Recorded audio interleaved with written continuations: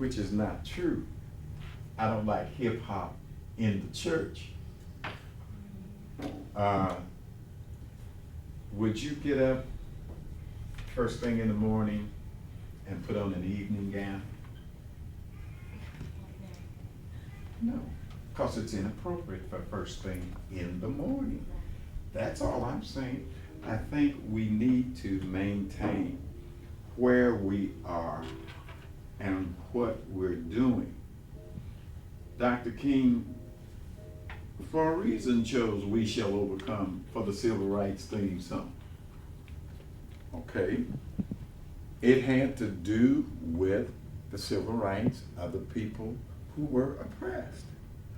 And I'm saying we need to try and lift people up. Anyway, I'm going back to this young lady who asked about Clara Ward. Clara, so when I saw her again, I told her that I had found something. She said, "Oh, that's all right, I found some stuff myself." She said, "But it was so depressing.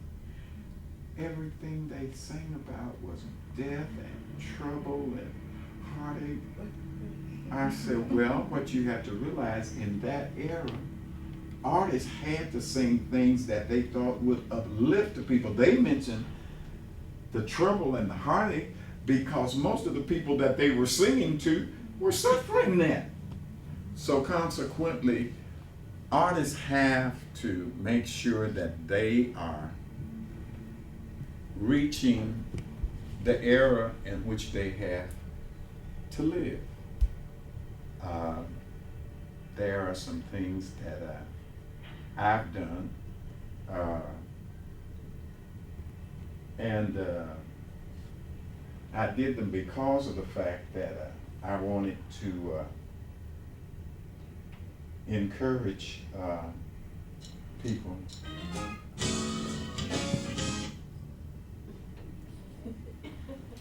No. I was ready. No. I wanted to do this one for a reason. I'm not teasing you. Sound like it. The words I said. Hold to your faith and never let go of your trust. The word of God says it. And do what you must. You're never alone in whatever you do. Every Christian got to know it. He's got his eyes on you. For the way things used to be, we often forget.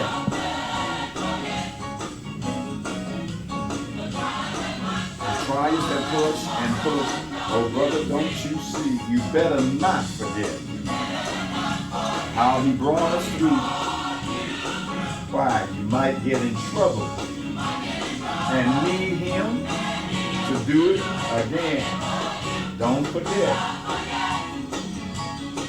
That's a message. See, we need to realize what has brought us to where we are. But our problem is most of our young people have no idea from where we came. And it's a travesty, but it's not their fault. First of all, again, being a retired teacher, there's not an awful lot taught on Black history in our schools. One year for Black History Month, I was given kind of a quiz and asked my students who was the only Black musician to ever win an Oscar for a major motion picture. My room was packed in jam. I didn't have a student that could tell. Anybody in this room? I have no idea. Well, that's because you, again, are too young. Isaac Hayes won it for the music from Shaft. And my students didn't know that. Can I tell you how heartbreaking that was for me, also being a music teacher? And so I just need for you to realize that there are some good music out here. And there's some music that I would hope that you wouldn't listen to. I know you have access to it. But some things you need to shy away from. But you need to keep and maintain a status for your own integrity.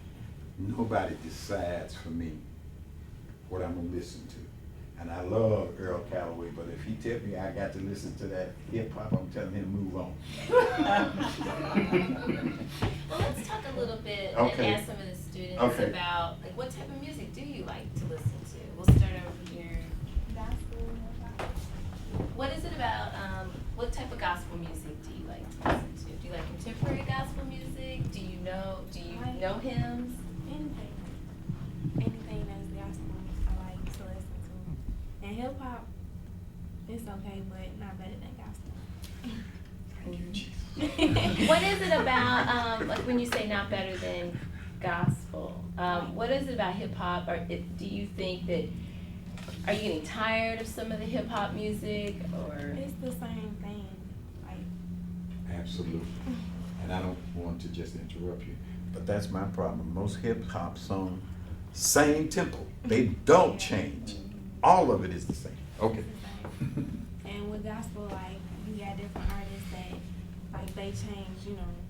They don't change the message, but. I don't know. I'm hearing some little low Right. low discussion. Unaudible tones.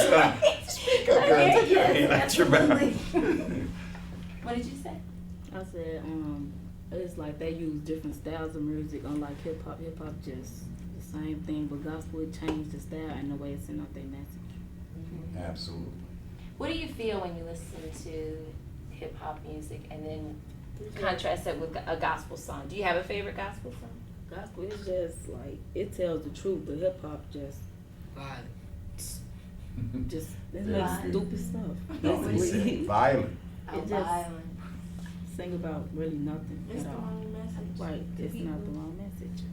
And you know what? It's geared to your generation. Yeah, I know. absolutely. I mean, there's a market that is catering to what they think your generation that feeds and wants to have this type of music. So that's why you're seeing all these artists that are coming out, even if their music doesn't have a message, because if they're under the title of hip hop, then they think they're gonna make it, and they're like one-hit wonders, basically, or maybe, I mean, really, you know. So Well, I think we don't really understand what hip hop is all about. Hip hop comes from rhythm. That's what it is. Now, it actually goes back into our culture from the old circuit preachers who used to be down south. And when they used to preach, they used to say, oh yeah, and I saw him going up on the mountaintop, and he stood there, and he prayed. Oh yes, he did. See, and but what these people of our day has done was they have added words and thoughts in it that does not really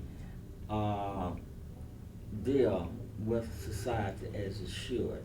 And as she said, that they are mad about something and they use that to get it off of their chest.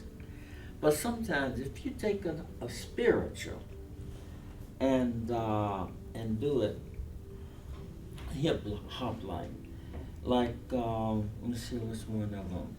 Oh Lord, what manner of man is this? All nations and him are blessed. All things are done by his will. He spoke to the sea and the sea stood still. Now, ain't that a witness for my Lord? Ain't that a witness for... Now, that's the religious and hip-hop style. And so you can take those things. I did, in Maywood, I did about 4 spirituals to hip hop, and they were so surprised and shocked at it. So you can take that and utilize it to the effectiveness of our society. okay, what about you, young man? Take your hand. Gospel Not exposed to it. How can you not be exposed to it? I don't know. In this world that we live in, where everybody's exposed to everything, how could you not be exposed to the great saxophone players from this town? We've got I some know of Charlie the Parker. I know some of it. Charlie Parker. You reach way back in history to come up Yeah, with I that know. name. There was a guy here by the name of Gene Ammons, great saxophone player. You heard of that one? There's another one fellow by the name of Sonny Stitt. Yeah. Sonny Stitt and Gene Ammons, they used to have a little place on the south side of Chicago, right across 63rd Street, called the C&C Lounge on Cottage Grove. Yeah. And it was one of the famous jazz rooms on the south side. And these guys would go in there and they would have saxophone battles. And Sonny Stitt was a little guy, he played the alto sax, and he'd be all over the saxophone. And Gene Ammons was the sound person. You know, he wouldn't play a whole lot of notes, but the notes that he played were so rich and so warm that people just loved the way it sounded. So while Sonny was going, Gene would go bop, beep, bop, bop, beep, beep, bop, and just but they would pack the place almost every night. And then there's some guys around this town who, if you get a chance, especially on some of the jazz that they have at the band shell, and now they're doing jazz over at the Symphony Center. Yeah, I have a subscription to that. Well, please, by all means, go, because it'll open your eyes to a whole lot of stuff. Yeah, we also have Ari Brown. Yeah, Ari Brown's coming He's to our coming to our school. school. For to give us- improvis- for yeah, to give us improvisation some classes? Improvisation tips. Yes. Yeah, and This is a good he's pretty thing. phenomenal. Okay, I'm still waiting on the important questions. We kind of dilly-dallied around. I have a question for you. Why did you start the saxophone? Because I didn't choose to start on the saxophone. I chose to start on the trumpet because my cousin played, and I wanted to follow her.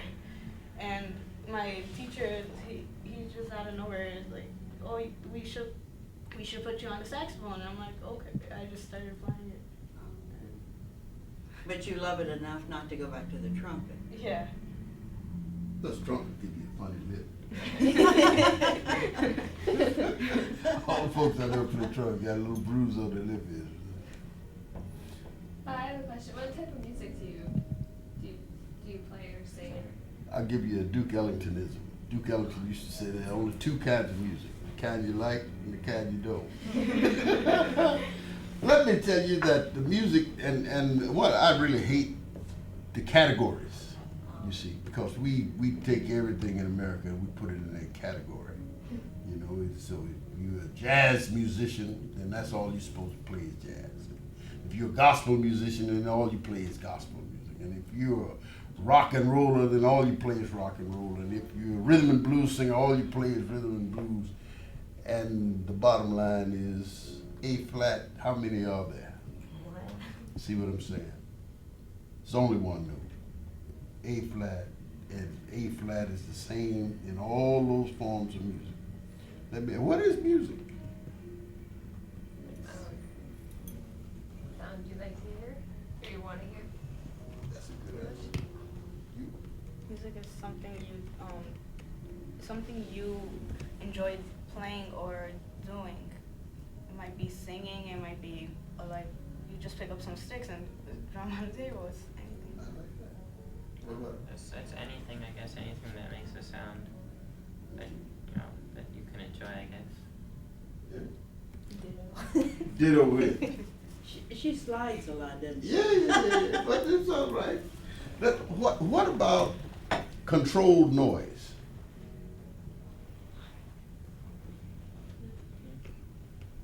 I mean, I guess it doesn't have to be controlled. I mean, I hear some stuff now, some avant-garde stuff, which doesn't sound. You don't think it's controlled? No. You think it just happens Yeah. because it's avant-garde? Well, Because no, I mean, just some of the stuff. I'm not saying all of it. what I'm saying. I mean, the person that's playing it must have some idea about where he wants it to go, or she Doesn't wants sound it to like go. it. Well, now but now we get back to what Ellington said: it's the kind you like and the kind you don't. Because it doesn't sound like music to me, doesn't mean that it's not music. And I think oftentimes that's where we get into these categories. You know, first folks say, well, country and western music. I don't like country and western music. And yet they find themselves singing a lot of country and western songs. It depends on who's singing it. Ray Charles was one of those people that could take almost any form of music and make it uniquely his own. That was part of his genius. You know, he said, Georgia, Georgia, the song he sang about you. Irene, good night. Out of this country western. There you go from that. See the girl with the red dress on? She can birdline all night long. The blues, rhythm and blues. Gospel. I mean, he could do all of these things, and yet through all of it, you never lost his personality, his uniqueness, his genius. And so that's what you strive to get to that point. But I think I like that concept of controlled noise. Because control means you can do it again. You know, if it was just avant-garde, I mean, you'd never play the same note again. You just go on. Out. But I heard a jazz musician say this. His name was Mose Allison. He said, there is no such thing as never playing the same lick again. Because you'll recall, you're sitting playing a song, and you say, all right, ad-lib. You will find yourself playing some things that you played somewhere else in another setting in that particular piece. You agree? You got to soak up because they're making a movie. You're going to be on television. Any questions? You ever do any scatting? Not well. No, what is scatting? Bunch of weird noises. Improvisation of a voice. What is it? What's improvisation of voice? Well, the word improvisation means to improve. So how do you improve your voice by scatting? Because it makes you think on your feet. Yes, it does. And that's But what is helpful. scatting? You still haven't defined scatting for. It's music. Okay, but that's not that. All of it's music. But we're looking for the definition of scatting. He gave me a term, scatting, Yeah. and I'm saying, what is that? It's using, instead of words, you use rhythms, basically, when you're saying them. And they're not, I mean, they can be words, I guess, when you're doing it. But it's usually not words, it's usually just kind of letters put together. And, Letters? or, yeah, I guess so. I mean, If a person were to sing the scale, do, re, mi, fa, sol, la, ti, do, scatting?